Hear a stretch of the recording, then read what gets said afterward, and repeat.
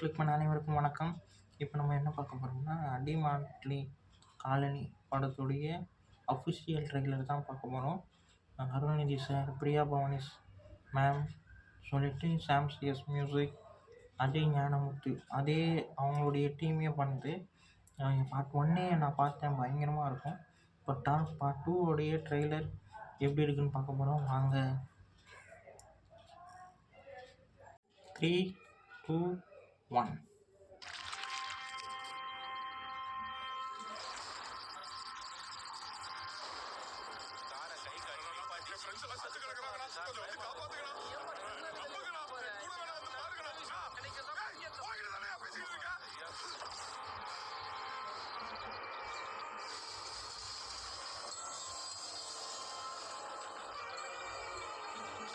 I can feel his presence. I'm seeing things. I'm very sure அவ என்கிட்ட ஏதோ சொல்ல வரா.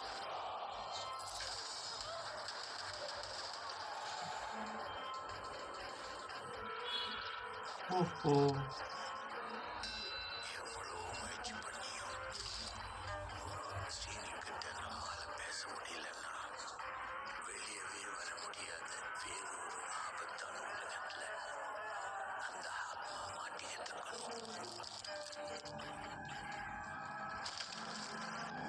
செம்மையா இருக்கு.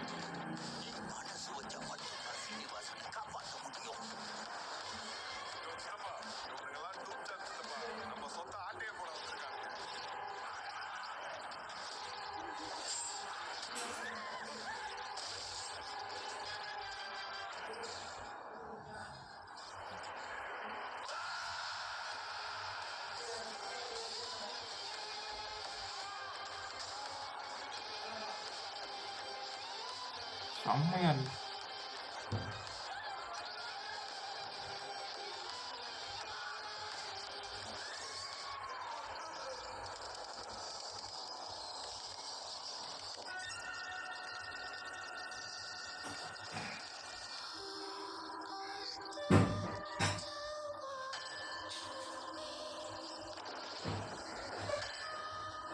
Demand colony, Ajay Gnanamuthu.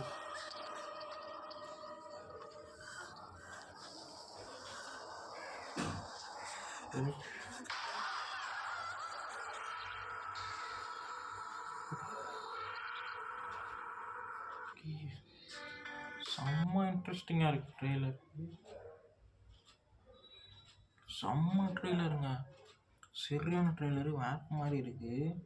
கதை எங்கே விட்டுச்சோ, கிளைமேக்ஸ் எங்கே முடிஞ்சதோ அங்கேருந்தே கதை ஸ்டார்ட் ஆகுதுங்க. பிரியா பவானி சங்கருக்கும் ஏதோ சம்திங் ஏதோ நடக்குது போல். இங்கே அருள்நிதிக்கு ஆல்ரெடி நடந்ததை பார்ட் 1 காட்டியிருப்பாங்க.